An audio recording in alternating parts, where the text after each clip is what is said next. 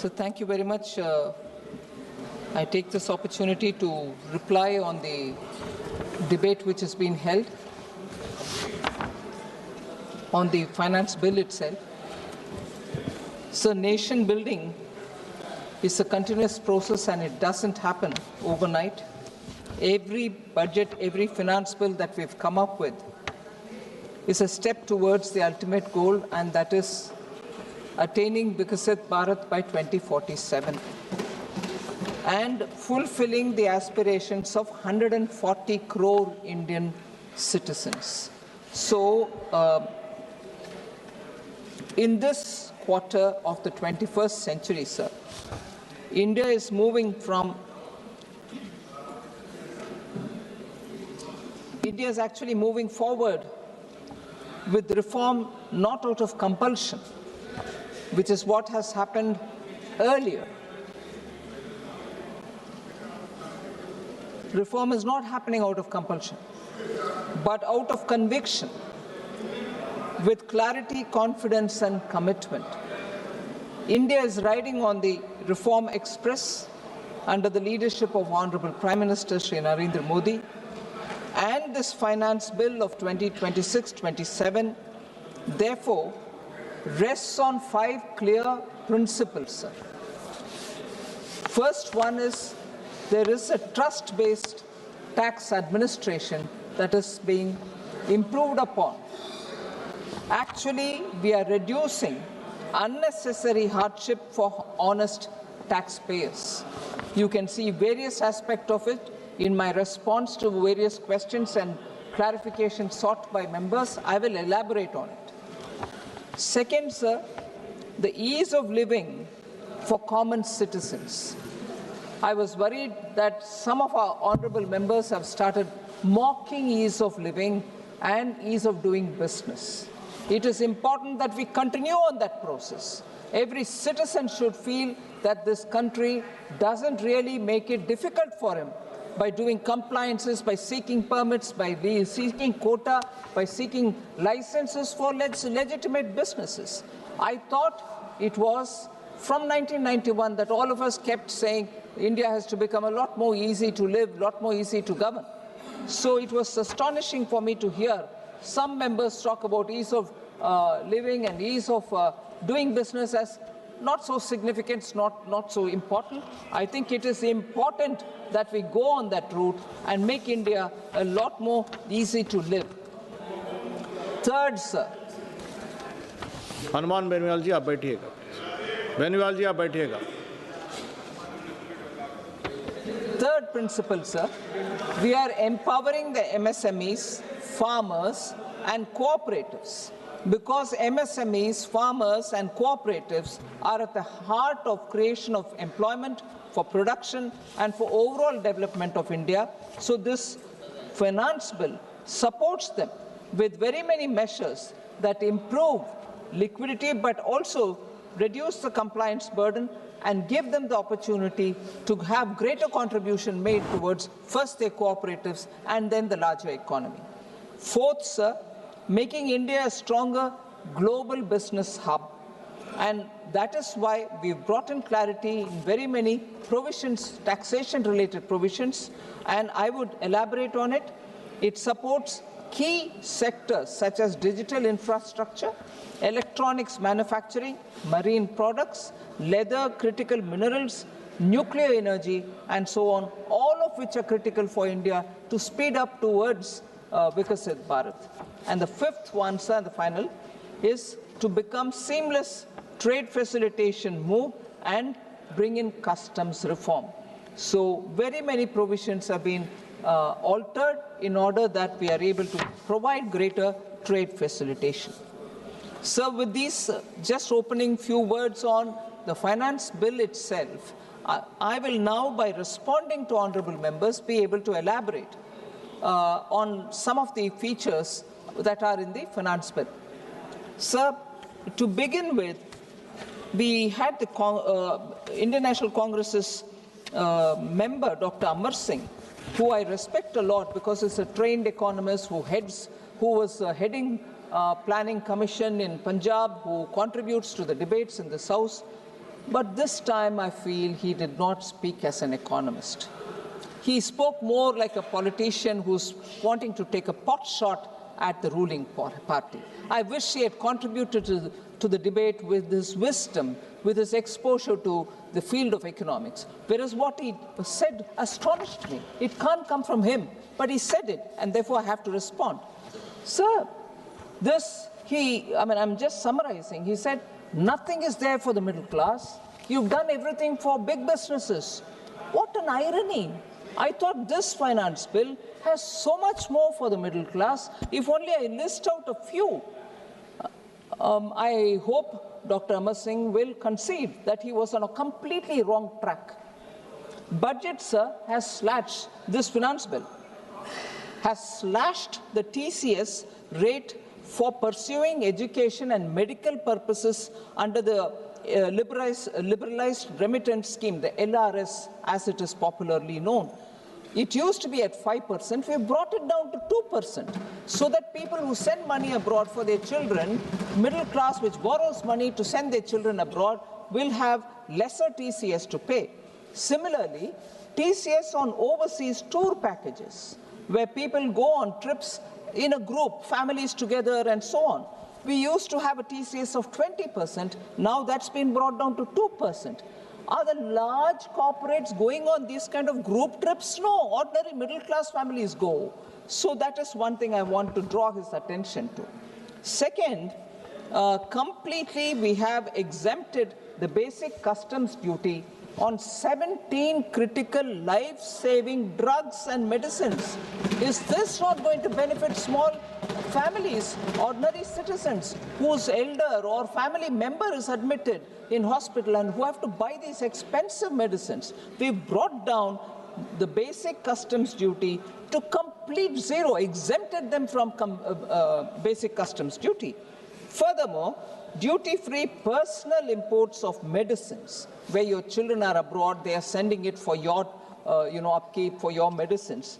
And food and special medical purposes food items, which come for people who are undergoing severe treatments, have all been extended to 7 additional rare diseases also. They have also been given duty-free personal imports. That, of course, will help middle class. Any interest, similarly, on the Motor Accident Claims Tribunal awards, any interest awarded by the Motor Accident Claims Tribunal, for instance, when it becomes delayed and the family of the accident victims are waiting for the payment, and when the payment comes, the interest is awarded by the tribunal, there was interest, there was a tax on it, that has also been completely removed. It is completely exempt. Is that not going to help people who are waiting for the insurance amount to be given back to the families of the affected party? We are proposing also to allow taxpayers to update their returns even after reassessment proceedings have been initiated. Normally, after it is initiated, you're not allowed to correct your returns. We have allowed that, and at an additional 10% tax rate over and above the rate applicable for the relevant year. So the assessing officer will then use this updated returns for further proceedings. It makes life easier for the taxpayer. So young professionals, students, and relocated NRIs often make inadvertent mistakes or errors in the budget, in their assessment when they file it. A one-time 6-month foreign assets disclosure of small taxpayer scheme has been brought in, whereby this small taxpayer can declare small overseas assets which are left undeclared till then, or even income up to 1 crore of rupees if it has been left without disclosure, and up to 5 crore of previously taxed but undeclared assets are now without any prosecutions to be faced. They can just declare and do the due process. There will be no prosecution after them. This will bring in great relief for small taxpayers who by chance, didn't know, inadvertently missed out on declaring amounts which are left in accounts abroad.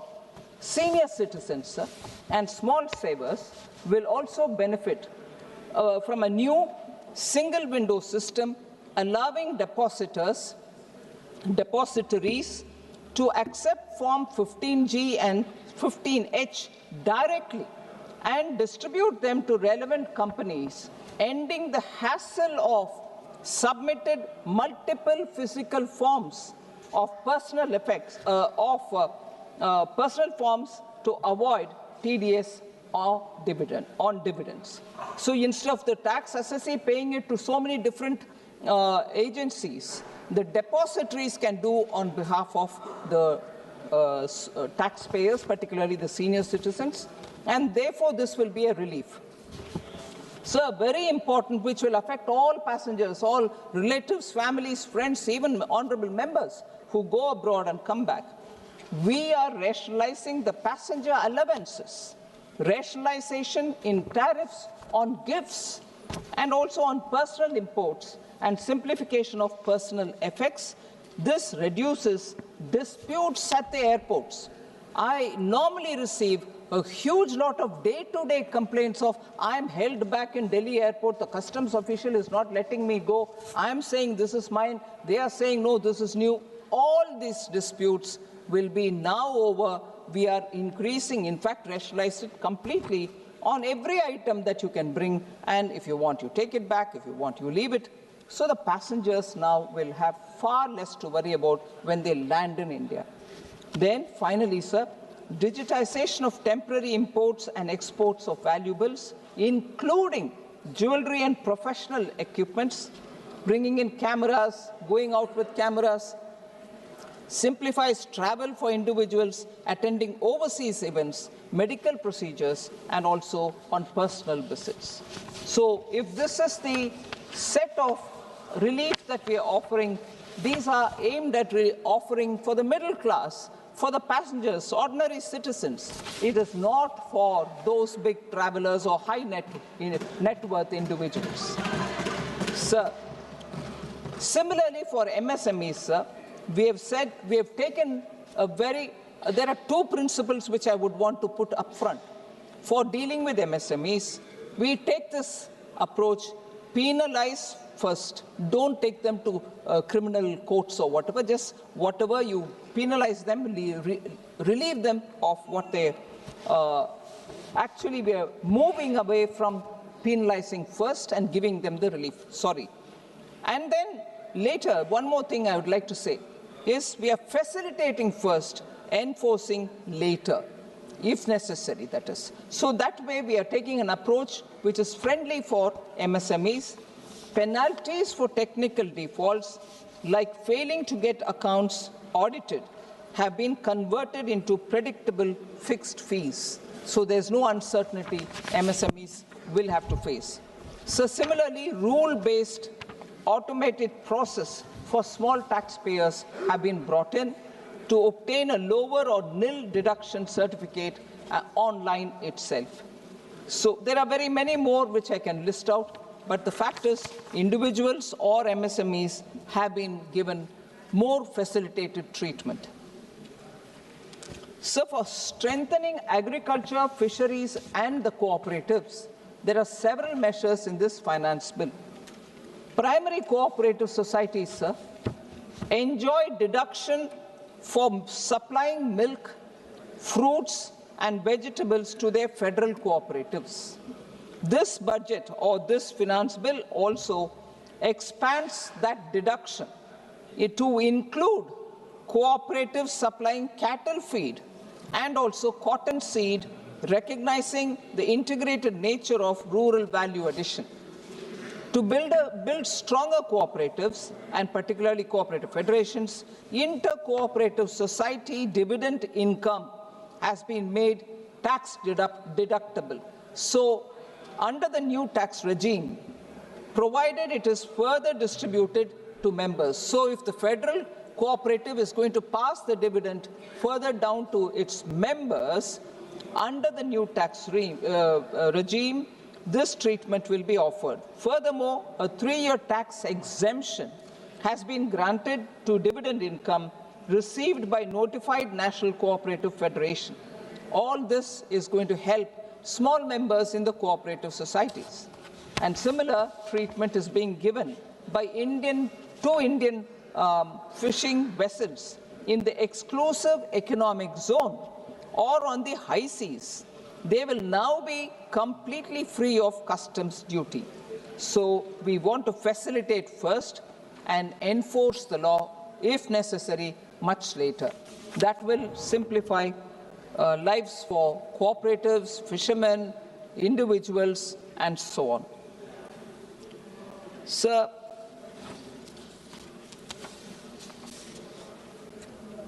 on the cesses and surcharges, sir, every session we have this question of why should cesses be collected, why should surcharges be collected, and because it remains outside of the divisible pool, it's not doing justice to the states. So the constitution makers knew what they are doing, and we all pay respects to them. There is a provision for levying cesses and surcharges which is given to the central government.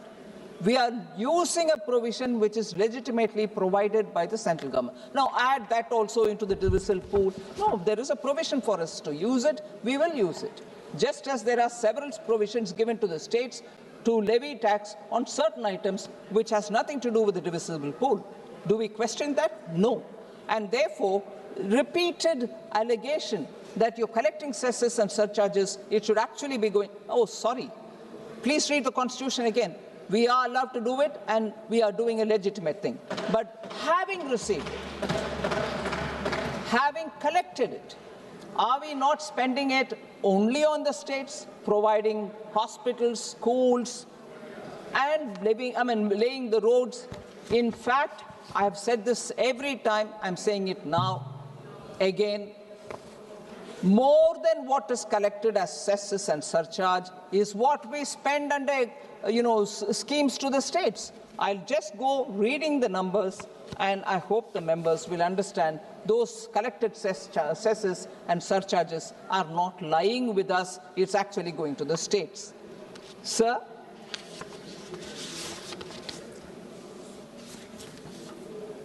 Samagra Shiksha midday meal scheme, implemented through state governments, financed through the Health and Education Cess, National Food Security Act, center bears the bulk of the cost, states distribute.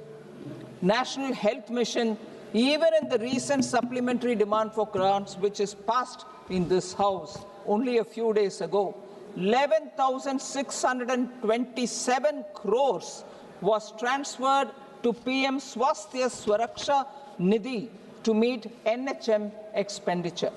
So resources from many cesses are 100% transferred to states. In fact, if it was part of the divisible pool, they would only get 41% of it. So I want to underline the fact that they are getting, in fact, 105% utilization has happened. We spend more than what we collect. Example, in the last 6-year period, 2019 se lekar 2024-25, the cumulative utilization of cesses has exceeded the collection. Kitna collect hua, kitna unko beja gaya. 15.14 lakh crores were collected. Kitna beja gaya? 15.97 lakh crores have been sent to the states under various schemes. So more than what is collected under cesses and surcharges is being spent, and I think repeatedly raising doubts about you put it in the divisible pool, not realizing not 100% will reach you, only 41 will reach you, is just making a lot of noise without understanding the details. Similarly, sir, health and education says 74,000 crores extra has been spent over and above what has been collected under cesses and education and health cess. What was collected, sir? 7.03 lakh crore was collected, and that is between 2014-15 to 26-27. Against this, the total utilization stands at 7.77 lakh crore, 7.3003, almost just 7 is gone up to 7.77 lakh crores, 74,000 crores extra. I think these replies should dispel the doubt about cess and surcharges. Sir, again, a very important point which was raised by Dr. Amar Singh. Data centers lack requirements for localization, employment and technology transfer.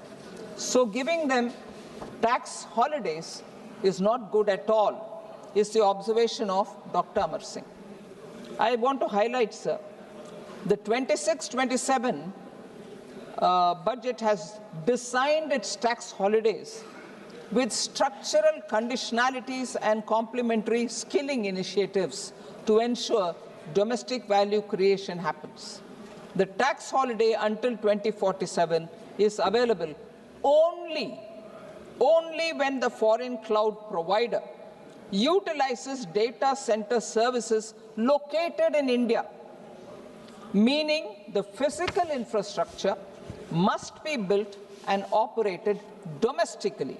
This guarantees that construction, operation, maintenance operations, and also the jobs largely stay local. And also all sales to Indian users must be routed through an Indian reseller entity, creating an entire ecosystem of Indian system integrators, managed service providers, and telecom partners who capture value and employment locally. So this is absolutely clear, and therefore this tax holiday is going to bring in investment, keep them here, create jobs here, and utilize data services here, and then also export. So it's not as if this is all for somebody from outside and nothing for us. Even the safe harbor rule given in the finance bill ensures genuine Indian operations. The 15% safe harbor margin on cost for resident Indian entities providing data center services to related foreign companies ensures that Indian operations are not hollow shells, but retain meaningful profit and build genuine technical capability. So this guarantees that Indian entities are adequately and compensated for real work performed by local professionals. So Dr. Amar Singh should remove that doubt from his mind. In fact, one more point that I would add, sir, $70 billion in data center already underway for investment, and India's cloud capacity projected to grow 4x or probably 5x by 2030. The sheer volume of construction, cooling infrastructure, power management, cyber security, and network operations demanded will generate lakhs of direct and indirect jobs in India. So I can't find Honorable Member Arun Nehru. Probably I don't need to respond to him, but I was shocked when he said GST rate decision.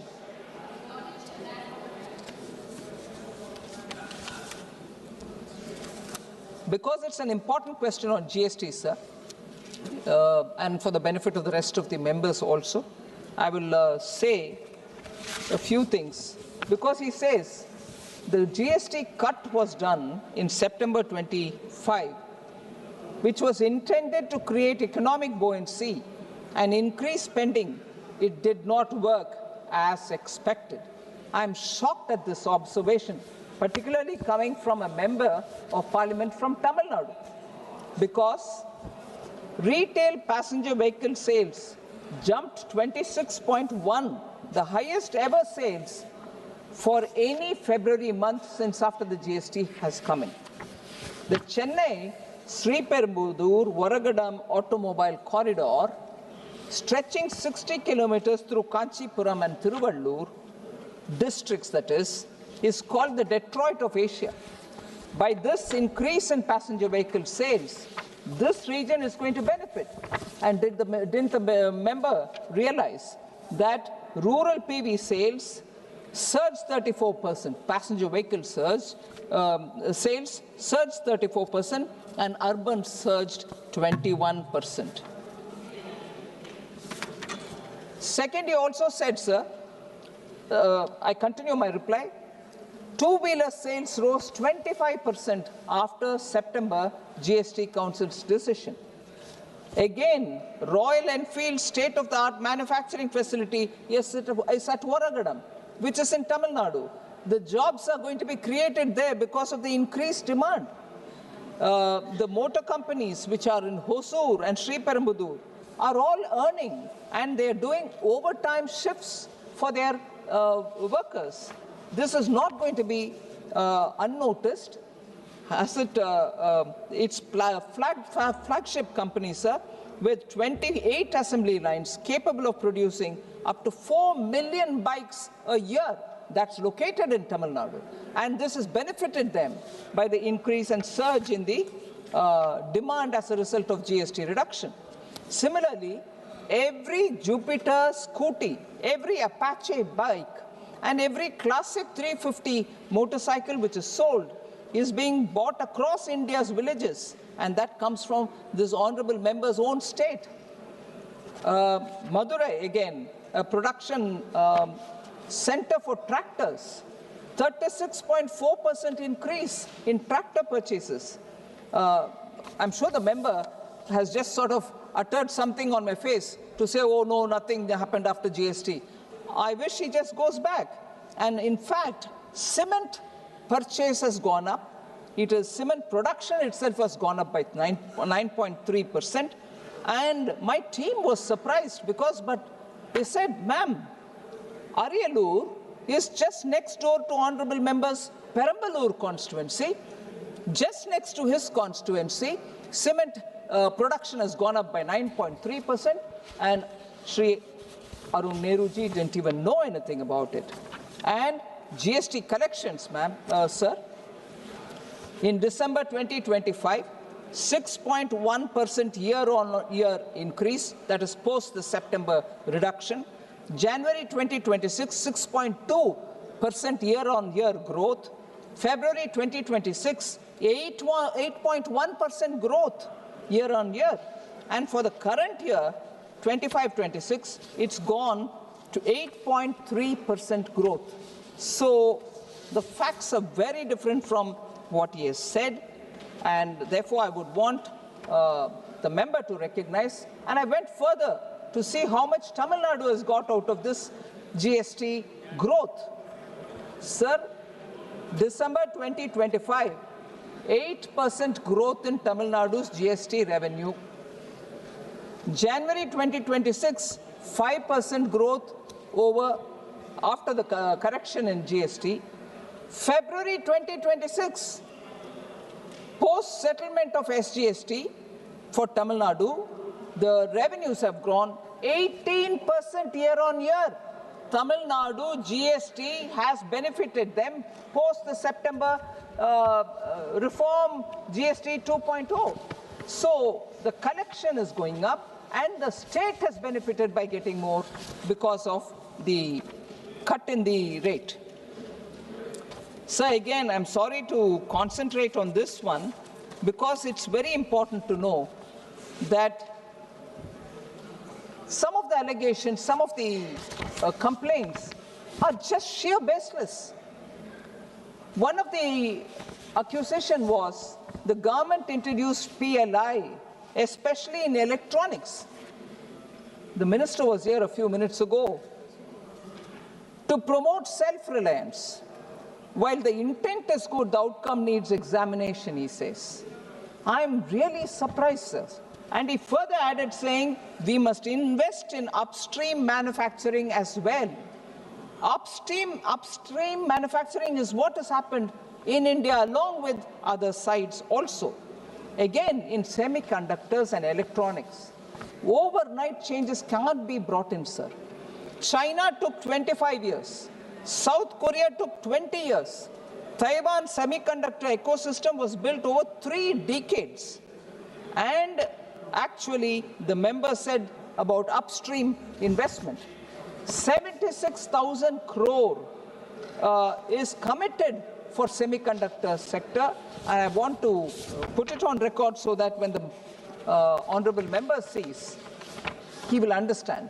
And if indeed PLI was not productive, it was only assembly, it didn't give jobs, it was just manually putting all things together and so on. So why didn't Tamil Nadu reject the PLI-based investments which came there? For instance, there are companies which went and registered and started manufacturing in Tamil Nadu. And equally, when others went to other states, like when they went to Gujarat, Micron went to Gujarat, they started complaining, oh, it's going away to other states. करना है PLI के साथ, एक तरफ PLI के साथ, एक तरफ आपको दूसरी स्टेट में PLI के साथ साथ जब कंपनियां जाते हैं आप शिकायत करते हो, दूसरी तरफ आप बोलते हो PLI से कुछ नहीं होता है, सिर्फ असेंबली होता है, सिर्फ इससे जॉब्स नहीं क्रिएट होते हैं। फॉक्सकॉन गुजरात, माइक्रॉन जब गुजरात गए शिकायत था तमिलनाडु में, टाटास जब धोलेरा में गए शिकायत था तमिलनाडु में, फॉक्सकॉन एक्सपेंशन के लिए कर्नाटका में गया शिकायत था तमिलनाडु में। PLI से अगर फायदा नहीं है, वो जहां भी जा रहे हैं आपको क्या आपत्ति है? मगर जब गुजरात गए तो आवाज, कर्नाटका गए तो आवाज, शिकायत के रूप में आवाज उठाने वाले तमिलनाडु मन बनाना चाहिए कि इससे फायदा है कि नहीं फायदा। इधर आकर एक शिकायत, मगर उधर नहीं आया तो शिकायत, ऐसे नहीं चलेगा सर। कर्नाटक में क्रेडिट लेते हैं, हम नहीं दिया है। हाँ, फिर सर PLI सिर्फ असेंबली, जैसे मैंने बताया, शिकायत एक और इधर आकर के PLI से कुछ फायदा नहीं है, ऐसे करना राजनीतिक दृष्टि से करते हैं। विषय समझ में आते हैं उनको, मगर फिर भी राजनीति। जैसे सर, मैं इससे कनेक्टेड नहीं, मेंबर भी नहीं है, मगर विषय में बोलना चाह रही हूँ। कल चर्चा हो रही है पार्लियामेंट्री अफेयर्स मिनिस्टर के साथ विमेन्स रिजर्वेशन बिल के ऊपर, क्या करना है, ऑल पार्टी रखना है या कुछ, ऐसे चर्चा हो रही है। तमिलनाडु से तमिलनाडु चीफ मिनिस्टर इसको आपत्तिजनक बोला है, and he protested this women reservation bill के खिलाफ। It's unfortunate sir, this house, I am so happy the new parliament started with reservation for women's reservation bill, and now when the discussion are happening, Tamil Nadu chief minister udhar se he says no, I'm against it, whereas these jobs for the PLI, now I'm linking PLI, the PLI related units give jobs largely to the women. Young girls from rural areas are coming, getting themselves trained, and they're manufacturing. You don't want that PLI, which is favoring women. You don't want Mahila Reservation Bill, which is favoring women. मैं एक line Tamil में कहना चाह रही हूँ sir, तिमुका pen विरोधी. They are against women. Tamil Nadu is, DMK government is against women. You don't worry, you don't get up to support, ma'am. You cannot. The member said it here, that PLI is against it, and I will therefore reply. I like the India Alliance, which is fighting in one state against one another, standing up in unison here to defend their DMK. What a shame. What a shame. You should go in. No. I will say it. I kept saying, if he wanted a reply, he should have been here. No way. I'll sit, sir, with your permission, I'll sit down, but I will like to reply to each one of these members who are now standing to defend. And I'll say why. Each time when I reply, DMK members don't sit here. This is not the first time. ये पहले बार नहीं है. இது முதல் தடவையா நடக்கல. தமிழ்நாட்டு விஷயத்தை நான் இங்க பேசினா, தமிழர்களுக்கு பதில் சொன்னா, திராவிட முன்னேற்ற கழக மெம்பர்ஸ் இங்க இருக்கிறது இல்ல, ஓடி போயிடுறாங்க. So is with TMC. So with TMC. Trinamool Congress never sits here for my reply. In fact, yesterday a senior member, Saugata Rai, said she will snap at me. Reply is snapping? I take objection to the word he used. His reply giving, snapping at a member, senior member, so I keep quiet. No way. When people raise issues in this house, they will have to be here for reply. And if they're not here, don't give me lessons on etiquette saying he's not here, don't give reply. Why will I not? You give false allegations against us.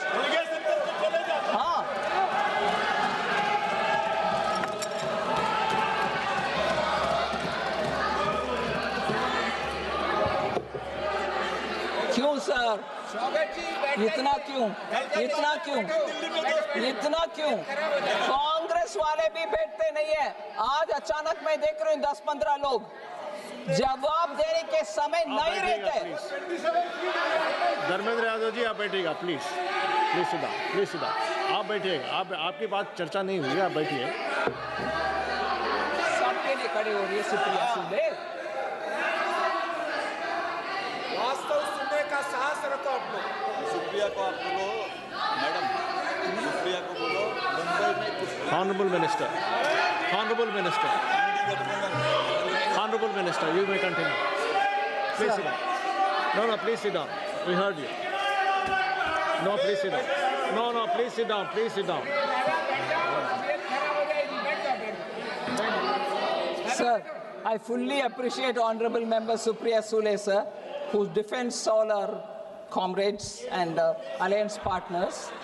But here, she comes here, but in Mumbai, कुश्ती हो रही है। इधर आकर के नूरा कुश्ती और सपोर्ट, इधर दोस्ती उधर कुश्ती।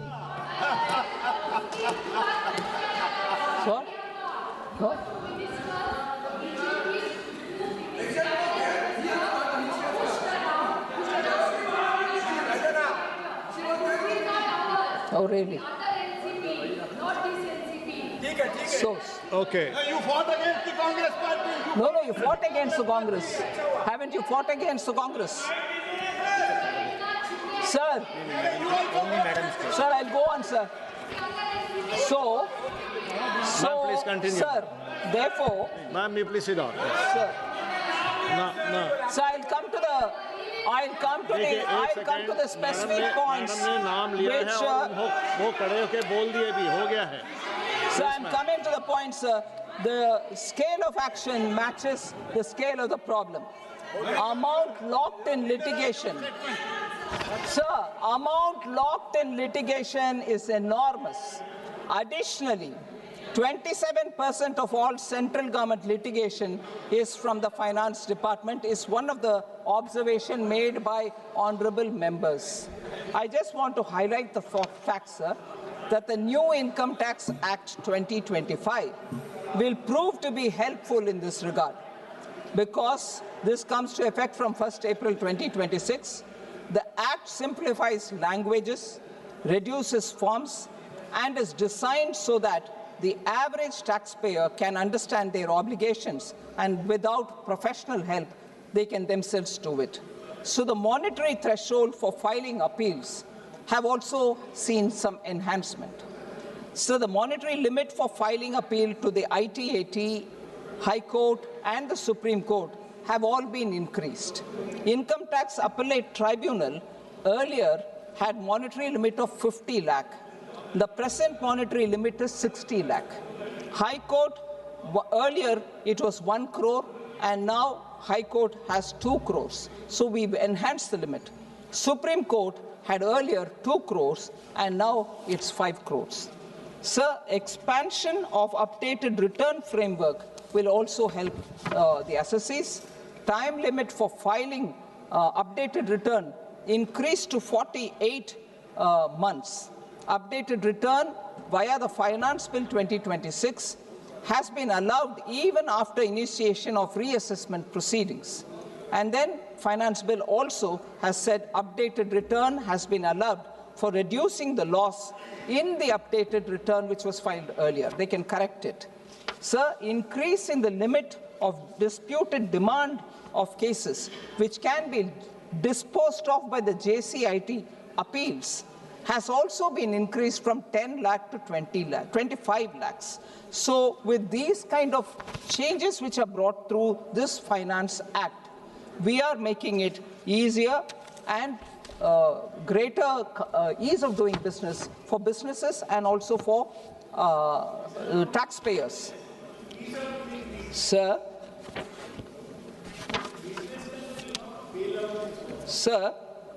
now that Honorable Senior Member Saugata Roy is talking, sir, he said increasing capital expenditure without distributive justice is unfair. I want to just say, sir, if distributive justice is really the concern of the senior member, I would like to ask him as to why the TMC is acting in vengeance and making poorest of the poor suffer.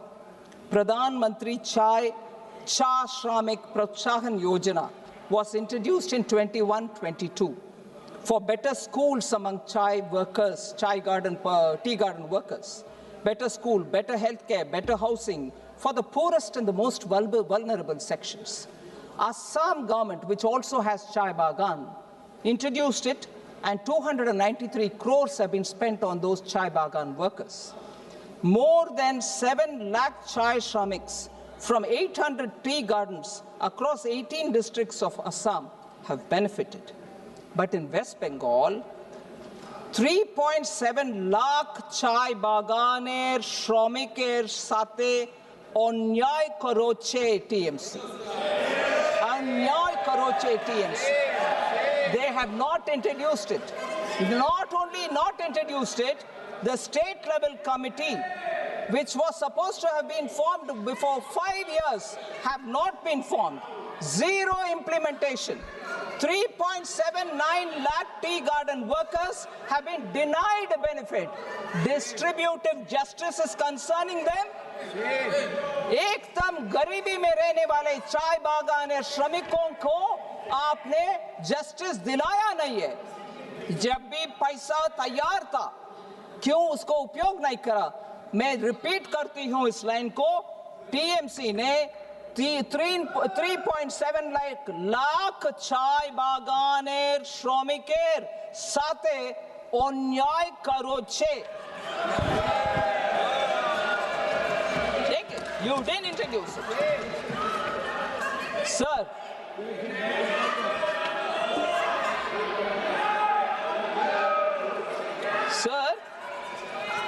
they didn't even form the committee which had to select the chai bagan workers.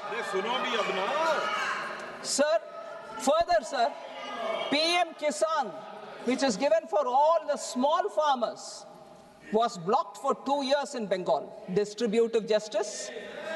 Ayushman Bharat was blocked for 1.5 crore Bengali families. They may be even working somewhere else. They couldn't get the benefit of Ayushman Bharat because you denied health for them. Now, is that distributive justice? Another, I told you about the Chai Shramik Yojana. So with all this, you are politically, because you want to do vengeance, you are hitting at the poorest of the poor. फिर you come here and say, एकदम गरीब को deny करके इधर आकर के distributive justice के ऊपर हमारे लिए पाठ पढ़ा रही हो, वो क्या है?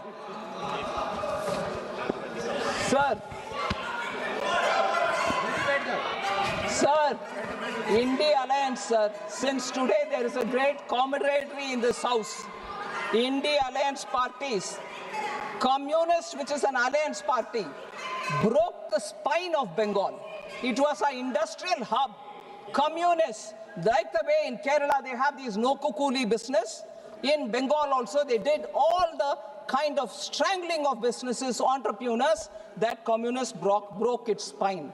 Now TMC came to power and the spine which was broken stayed broken. They did not help industry to come to Bengal. They, on the other hand, syndicates were operating in Bengal. And syndicates were the ones which made it difficult for people even to buy cement from somebody to build a room or to repair their houses.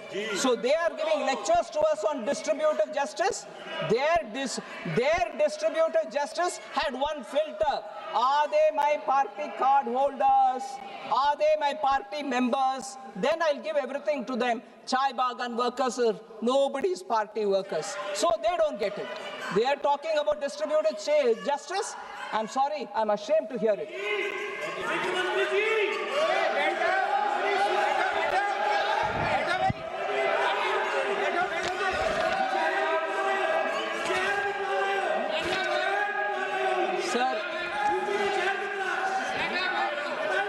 Sir, Manish Tiwari ji, Honorable Member Manish Tiwari ji raised some questions about Dharmendra Yadav ji आप बैठिएगा नहीं आप बैठिएगा मैं आपका नाम नहीं लिया बैठिएगा okay madam Sir, Honorable Member Manish Tiwari sir raised some issues about the total debt and liability situation. Sir, debt in nominal terms, to speak of debt in nominal terms without a correlation with the GDP will make no sense. So, India's nominal GDP, sir, rose from 113 lakh crores to 345 lakh crores. And debt, which Manish Tiwari ji is saying, that it has risen from 56.51 lakh crores in 13-14 to 214.8 lakh crores in 25-26. But he should take into cognizance that the GDP, the nominal GDP, has also seen such growth. 113 lakh crores has gone up to 345 lakh crores, the GDP. So debt will have to be spoken after you take into cognizance the GDP growth also. Standalone debate on debt alone doesn't make difference. Sir, then the government has actually laid a clear glide path to bring down debt to GDP to 50 plus or minus 1% by 2030-31. That's stated in the last budget. We've openly stated and given a number as well. So Honorable Manish Tiwari ji should take that into cognizance. Central government alone, again, when you're talking of debt, central government alone cannot be responsible for debt. Actually speaking, the center-state debt of 84.2% of GDP is also because the states are also coming into the picture of debt. Center cannot completely, we do sort of overlook we have oversight on them and tell them not to go on borrowing beyond their FRBM. But center alone cannot completely control state borrowing. So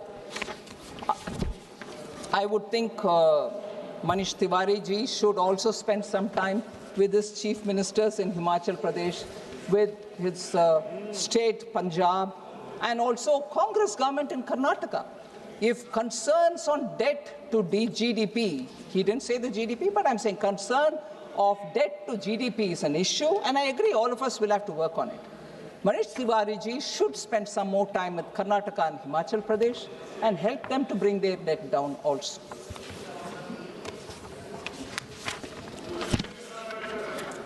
Sir, fiscal deficit.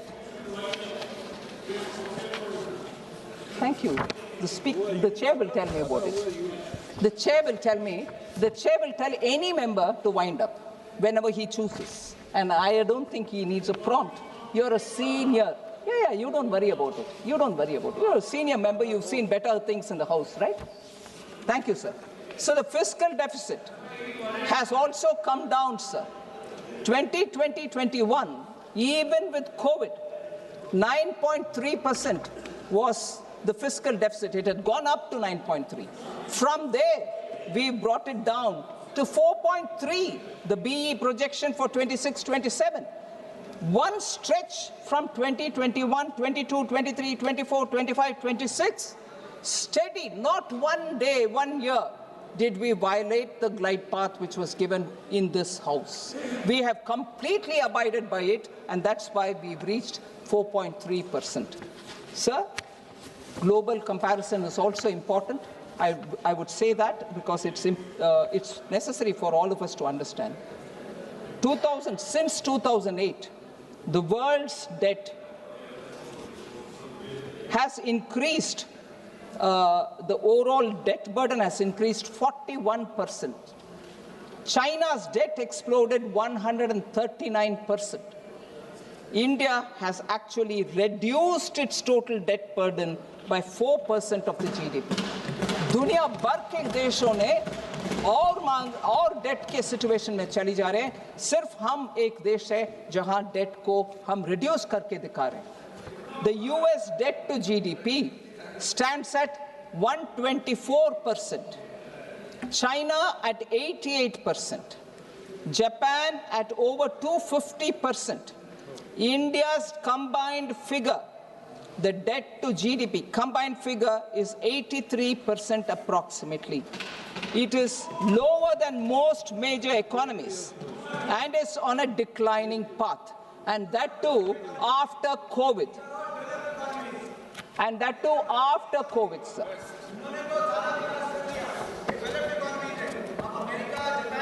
ये नई theory होगी इसका. Sir बहुत बढ़िया. आपको permission दो. बैठिए दीपेंद्र हुडा जी, मैं बताती हूँ.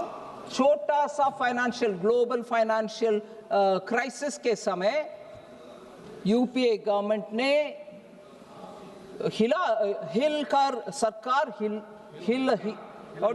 सरकार was shaken up. Global crisis COVID के समय we have retained a sense of calm and given free vaccine to all the citizens, but still that a fiscal deficit of 9.3 has been brought down. They couldn't withstand सिर्फ a global financial crisis which had limited impact on Indian economy. We managed even during COVID. So Hooda जी, आपके concern थोड़ा आपके समय का economy के समझ करके fragile 5 situation को ले आकर के छोड़ कर गए, double balance sheet, twin balance sheet problem छोड़ कर गए और बैंकों के हालात इतना गंभीर हालत में छोड़ कर गए. आज खड़े होकर बात कर रहे हो आप, जब हमारे बैंक का हालत ठीक है, जब आपका उस समय का इकोनॉमी सर 22 months continuously 20 आप सुनिए भैया 22 months continuously without disruption, double digit inflation, that's their record. बात कर रहे हैं आज इधर.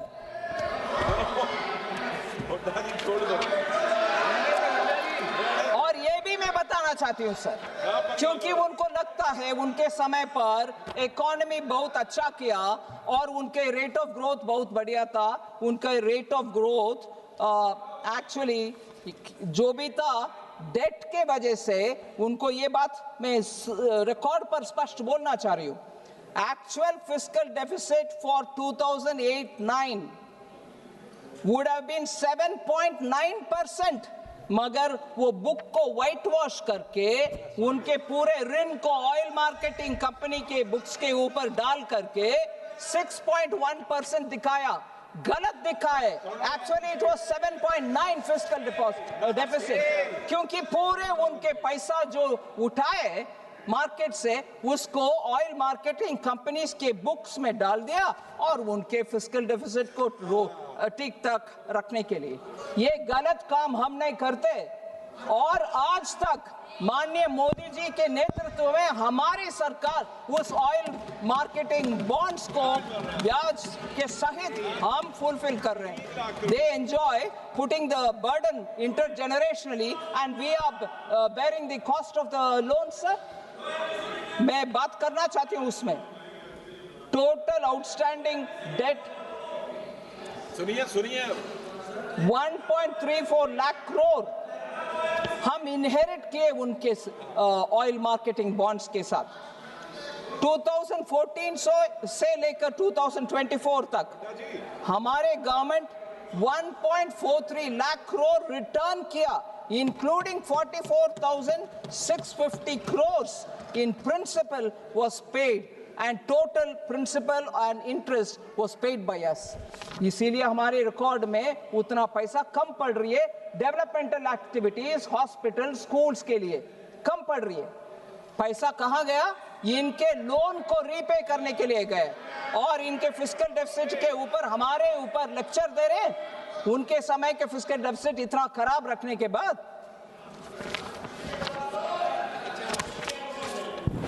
सो सर, मैं और ज्यादा टाइम ना लेते हुए, I'm grateful that you have given me this time, sir, to reply and also to respond on the tax finance bill of this year. I would request the House to kindly pass it. प्रश्न ये है कि विधेयक के विचार किए जाए। जो सदस्य इसके प्रश्न पक्ष में है वो हाँ कहे, जो सदस्य विरोध में है वो ना कहे। मेरे विचार में निर्णय हाँ वालों के पक्ष में हुआ, हाँ वालों के पक्ष में हुआ। विधेयक का विचार करने हेतु प्रस्ताव के स्वीकृत किया गया है। अब सभा विधेयक पर खंडवार विचार करेगा। माननीय Shri NK Premachandran, not present sir. संशोधन संख्या 107। माननीय श्री सौगत राय जी, संशोधन संख्या 18 से 20। सर, मैं मूव करता हूँ संशोधन संख्या 18 से 20। प्रश्न ये है कि श्री सौगत राय द्वारा प्रस्तुत संशोधन संख्या 18 से 20 की स्वीकृत किया जाए। जो सदस्य इसके पक्ष में है वो हाँ कहें, जो सदस्य इसके विरोध में है वो ना कहें। मेरे विचार में निर्णय ना वालों के पक्ष में हुआ, ना वालों के पक्ष में हुआ। संशोधन अस्वीकृत हुआ। प्रश्न ये है कि खंड 2 विधेयक का अंग बने। जो सदस्य इसके पक्ष में है वो हाँ कहें, जो सदस्य विरोध में है वो ना कहें। मेरे विचार में निर्णय हाँ वालों के पक्ष में हुआ, हाँ वालों के पक्ष में हुआ। खंड 2 विधेयक का अंग बने। माननीय मंत्री जी संशोधन संख्या 22 प्रस्तुत करें। 22। सॉरी सर, संशोधन संख्या 22 sir. Sir, I move the resolution. प्रश्न ये है कि मंत्री जी द्वारा प्रस्तुत संशोधन संख्या 22 को स्वीकृत किया जाए। जो सदस्य इसके पक्ष में है वो हाँ